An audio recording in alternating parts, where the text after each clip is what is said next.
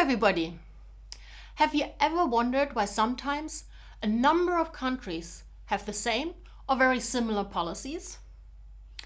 This could be the result of an international treaty or European Union legislation that obliges them to do so. But many times we also observe similar policies in the absence of such obligations. This is where policy diffusion comes in.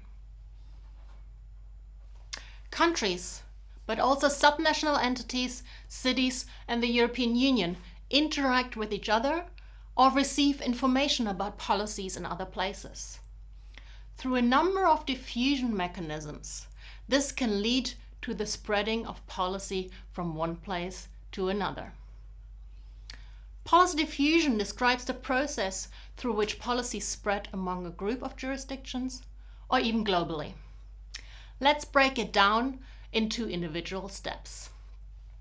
We start with a jurisdiction that adopts a pioneering policy, which does not exist elsewhere in that form or with that level of ambition. This then exerts external effects on other jurisdictions through a number of mechanisms which we will discuss in a few minutes.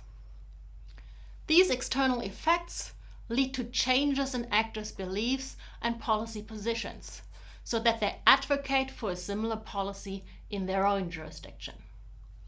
If they then manage to influence the policy-making process in their own jurisdiction, it can lead to the adoption of a policy that is similar to the pioneering policy. I say similar and not the same, since the policy-making process takes place within the specific context of that jurisdiction, which is marked by its unique politics, institutions, and perceptions. Let's now look at the diffusion mechanisms. Policy diffusion can take place through different mechanisms. The provision of information can lead to learning processes. Policy is a source of information about how a given policy problem might be addressed and about the existence and modalities of this policy problem. Learning, then, is the updating of parts of actors' behaviors, strategies, and policy positions in light of the lessons drawn from the pioneering policy. Alterations of circumstances can lead to adjustment processes of actors' behavior, strategies, and policy positions.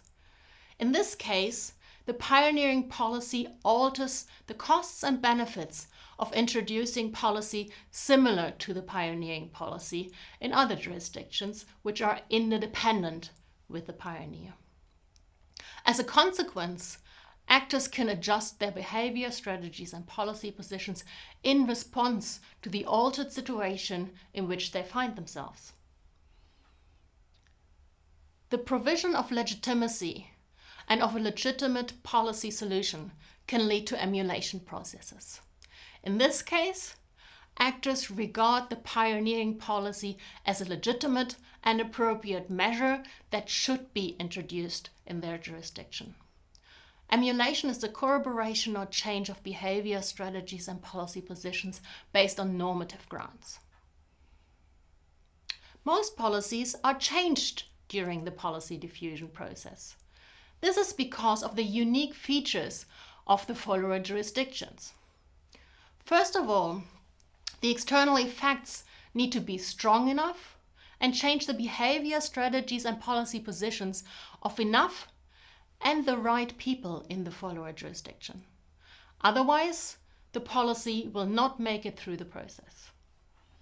For this reason, actor-related factors, and most importantly the politics within a potential follower, shape the design and fate of a policy that could possibly diffuse.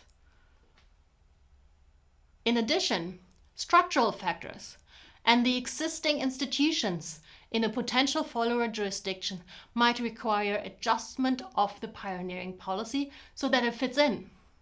This relates, for example, to existing policy, which needs to be matched to the diffuse policy.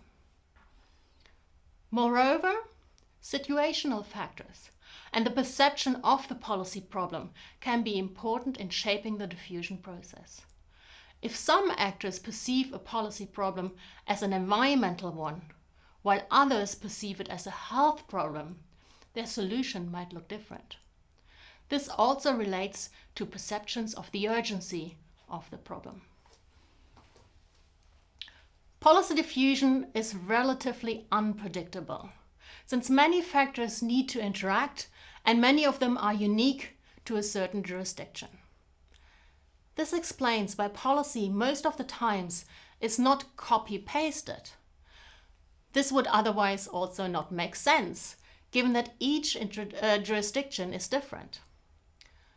Pioneering jurisdictions can, however, try to steer and influence the diffusion of their pioneering policy through diplomacy, capacity building, and other types of networking and support. But in the end, the domestic policy-making process in the follower jurisdiction shapes the diffused policy.